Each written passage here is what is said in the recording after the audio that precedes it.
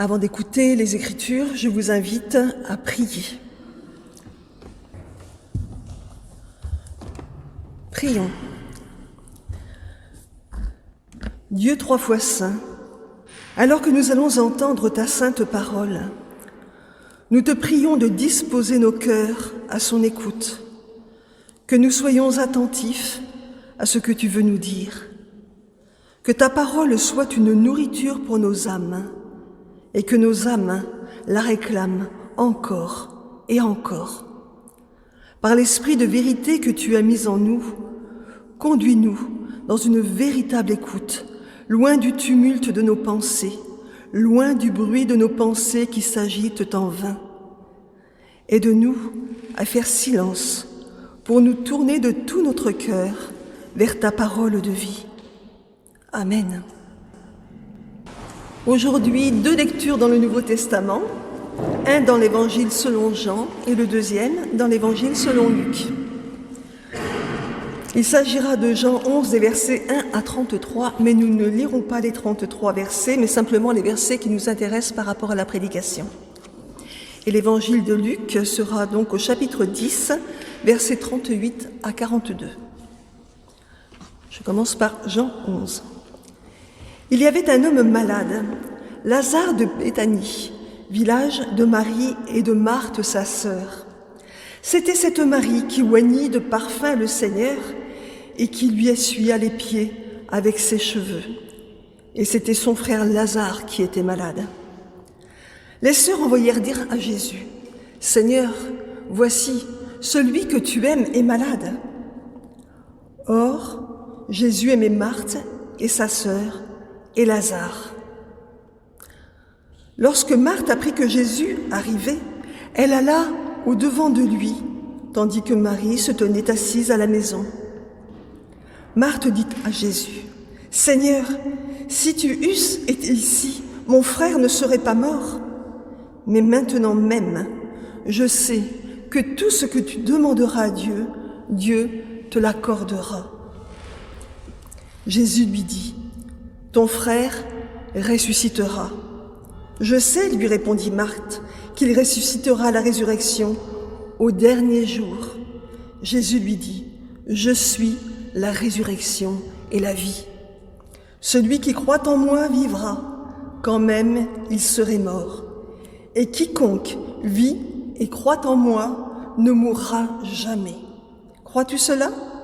Elle lui dit, « Oui, Seigneur, je crois que tu es le Christ, le Fils de Dieu, qui devait venir dans le monde. » Ayant ainsi parlé, elle s'en alla. Puis elle appela secrètement Marie, sa sœur, et lui dit, « Le Maître est ici et il te demande. » Lorsque Marie fut arrivée là où était Jésus et qu'elle le vit, elle tomba à ses pieds et lui dit, « Seigneur, si tu eusses été ici, mon frère ne serait pas mort. » Fin de la lecture dans Jean. Évangile selon Luc.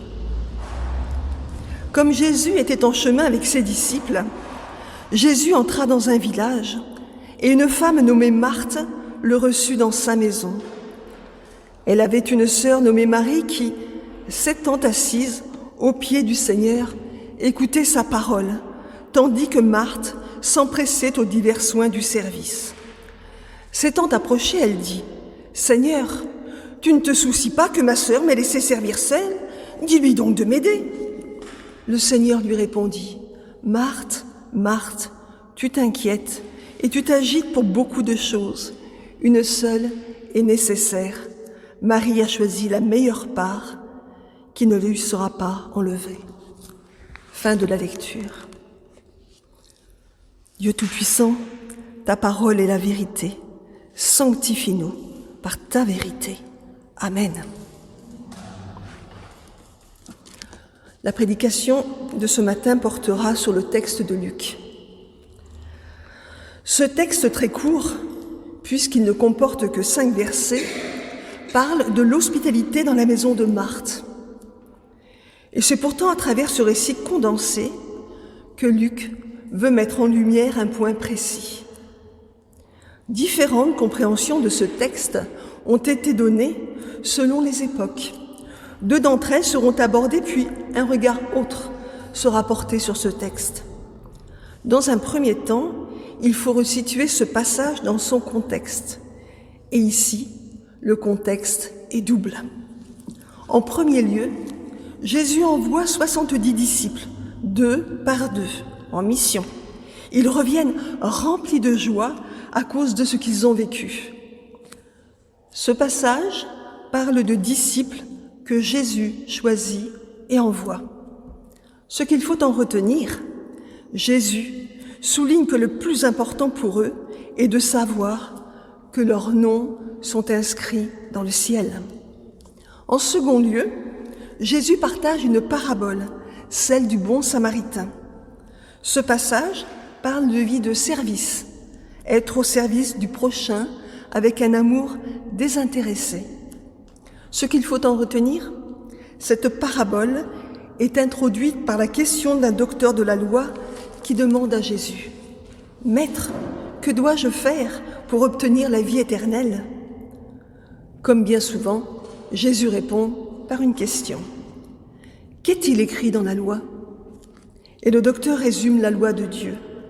Tu aimeras le Seigneur ton Dieu de tout ton cœur, de toute ton âme, de toute ta force et de toute ta pensée, et tu aimeras ton prochain comme toi-même.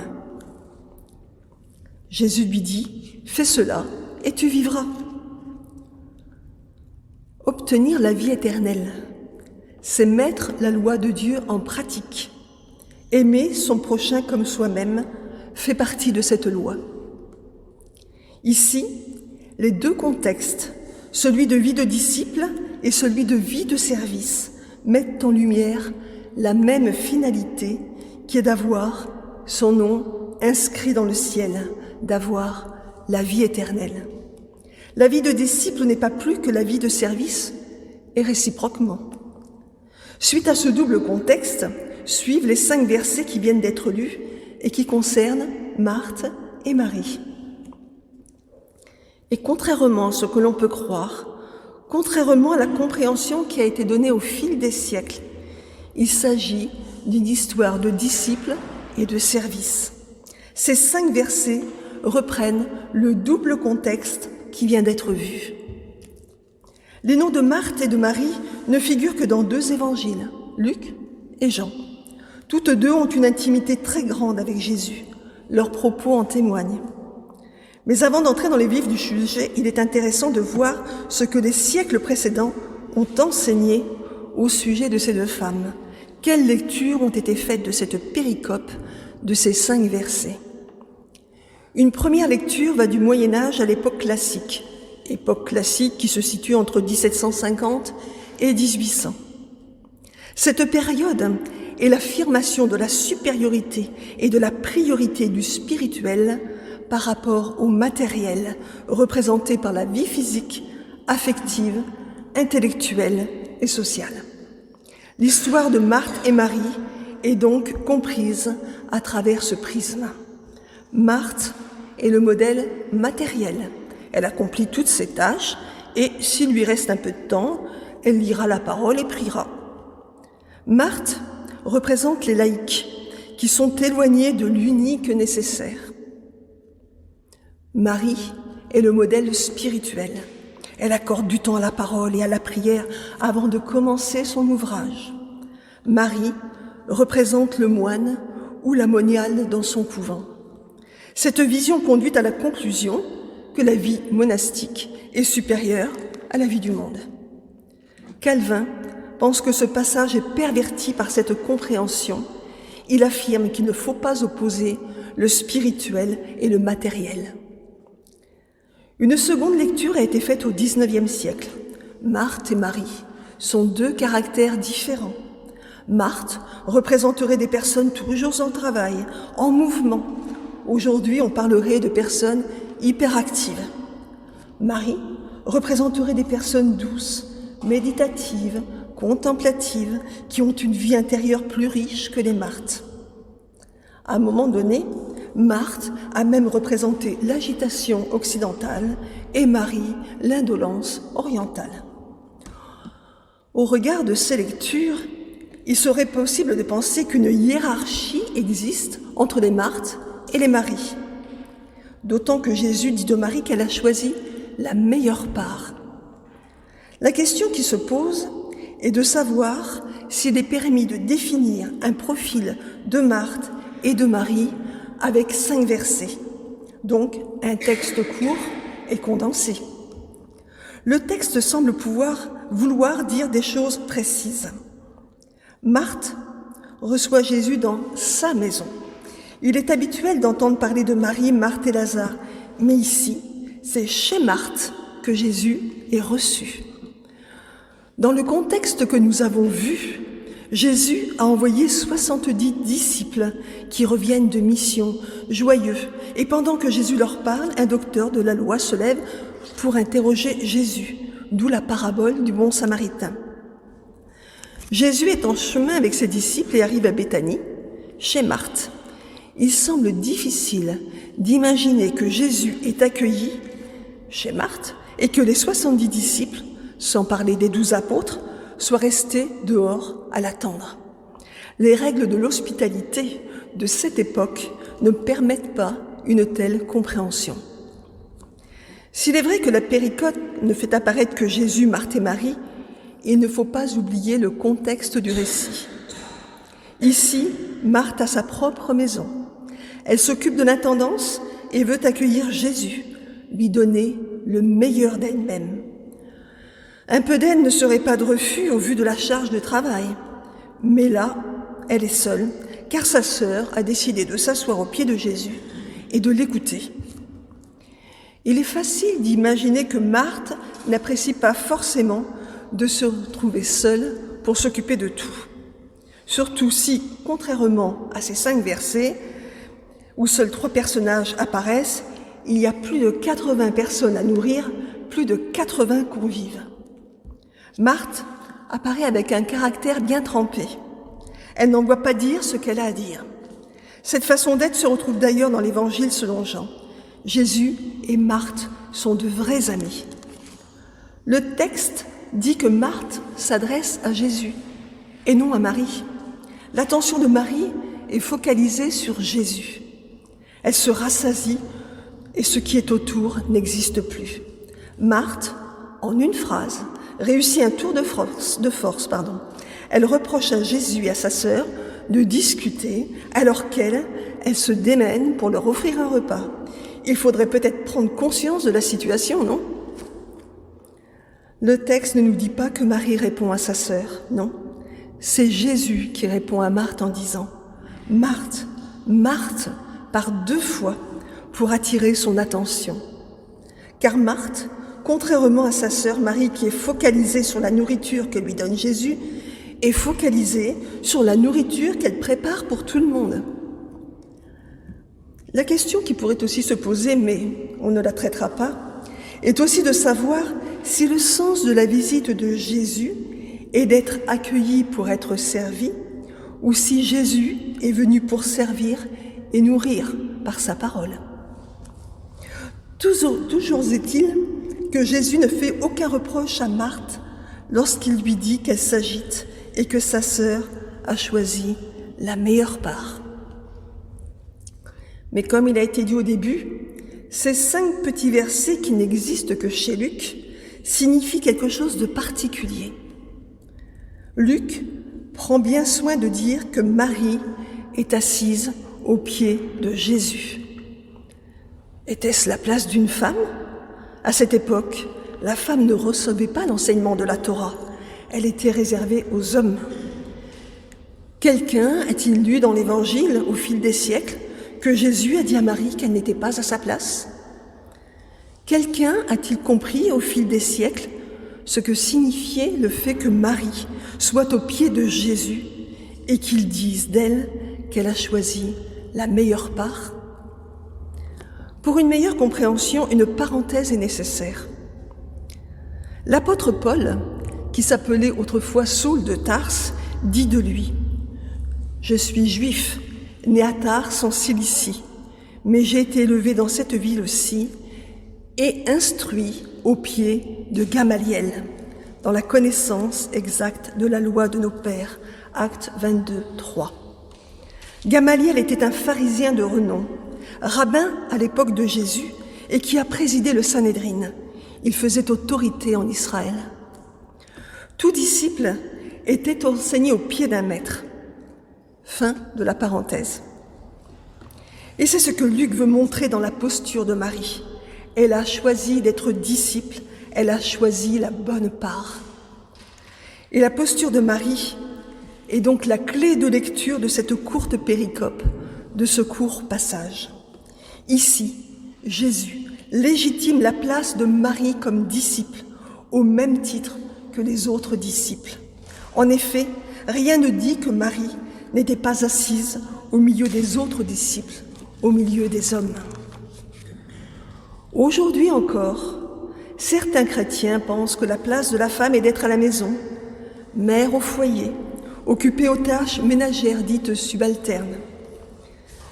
Si Luc est en avance sur son temps, il n'a restitué à son cher Théophile que des faits exacts et vérifiés. Luc montre que Jésus redonne la place qui est due aux femmes. Jésus ôte l'indignité que les hommes avaient mise sur elles. Il bannit leur exclusion et les réintègre à leur place, à la place qu'elles n'auraient jamais dû quitter. Tout au long du Nouveau Testament, l'importance de la dignité humaine apparaît, qu'il s'agisse de femmes, d'enfants, d'esclaves, de pauvres, et ici dans le contexte des Samaritains. Le mépris ne peut être ni envisagé et encore moins intégré dans le message de la bonne nouvelle. Bien que Jésus ait choisi des hommes comme disciples, des femmes ont toujours suivi Jésus et ont écouté son enseignement. Elles ont toujours une place auprès de lui. Il les a toujours aimées. Luc montre aussi que Jésus ne permet pas qu'on enferme quelqu'un dans un rôle, à une place prédéfinie. C'est ce que Marthe a dû apprendre, comprendre et accepter. Qui peut imposer une place à l'autre? Nul ne doit se conformer à la pensée, à la volonté, au schéma établi par d'autres. Chacun doit se conformer à la parole de Dieu. C'est cela qui donne le sens de la vie pour le chrétien. Chaque chrétien est une pierre vivante qui doit prendre sa place dans l'édifice de Dieu. Nul ne peut dire à l'autre où est sa place. Il faut que chacun la cherche et la trouve. Cherchez et vous trouverez, dit Jésus. Jésus est venu pour affranchir sa création asservie. Il a payé le prix afin que l'homme soit libre, libre d'entrer dans la présence de Dieu, de se nourrir, de se désaltérer gratuitement à la source d'eau vive. Hommes et femmes, tous sont conviés à la liberté. Dans ce chapitre qui inclut l'histoire de Marthe et Marie, il faut se rappeler que les disciples doivent se réjouir de ce que leurs noms sont inscrits dans le ciel et que les serviteurs ont aussi la vie éternelle en mettant en pratique la loi de Dieu. C'est le don de soi par leur amour désintéressé, car ce qu'ils donnent ne peut être fait que par amour, sinon cela ne sert de rien. C'est ce que Paul dira d'ailleurs aux Corinthiens. Si je n'ai pas la charité ou si je n'ai pas l'amour, je suis un airain qui résonne ou une cymbale qui retentit.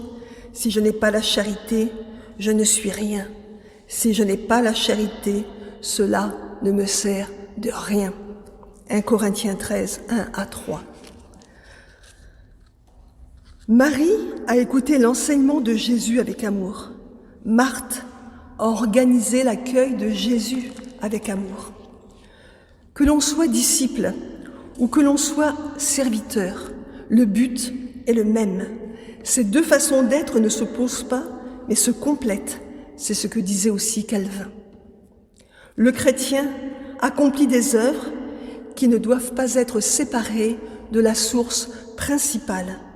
En effet, la parole dit « Car nous sommes son ouvrage, ayant été créés en Jésus-Christ pour de bonnes œuvres que Dieu a préparées d'avance afin que nous les pratiquions. » Éphésiens 2, 10.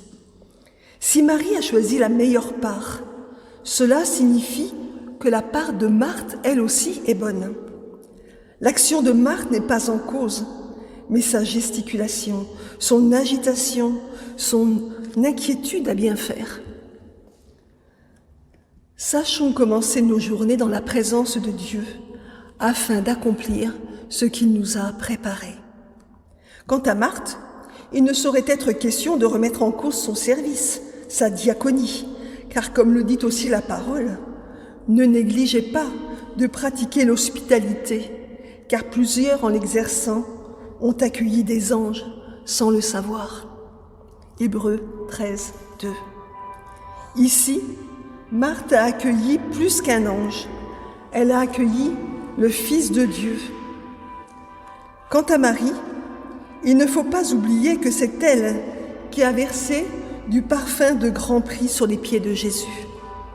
Marie, libre en Dieu, s'était déjà mise au milieu des hommes, aux pieds de Jésus. Marthe et Marie ont désiré vivement honorer Jésus, chacune à leur manière. Dans l'Évangile selon Jean, Marthe et Marie ont eu les mêmes propos lors de la mort de Lazare. « Seigneur, si tu avais été ici, mon frère ne serait pas mort. » Mais c'est Marthe qui va professer sa foi d'une manière extraordinaire lorsqu'elle dit à Jésus, « Mais maintenant même, je sais que tout ce que tu demanderas à Dieu, Dieu te l'accordera. » Et aussi, « Oui Seigneur, je crois que tu es le Christ, le Fils de Dieu qui devait venir dans le monde. » Bien que Marthe n'ait pas encore saisi que Jésus était la résurrection et la vie, elle reconnaît en Jésus le Fils de Dieu et l'amour de Dieu le Père pour son Fils. Elle a été nourrie de la parole de Dieu et a pu reconnaître en Jésus le Fils de Dieu. Comme on peut le constater, en diaconie, la foi est vivante. Mais qu'il s'agisse de la diaconie, c'est-à-dire du service, ou qu'il s'agisse de la vie de disciples, ce qui importe est de savoir que nos noms sont inscrits dans les cieux, que la vie éternelle habite en nous. Frères et sœurs, quelle que soit la manière dont Dieu nous appelle, dont Dieu nous place au sein de son Église, tous, nous sommes les serviteurs et les servantes du Seigneur. Nous sommes les pierres vivantes qui constituent le nouveau temple de Dieu. Christ est notre chef à tous, sans exception. Frères et sœurs, cherchons, trouvons et acceptons la place que Dieu nous donne et portons du fruit, cachés en Christ, car sans lui, nous ne pouvons rien faire. Adorons, prosternons-nous devant le Roi des rois, le Seigneur des seigneurs, à la gloire de Dieu le Père. Amen.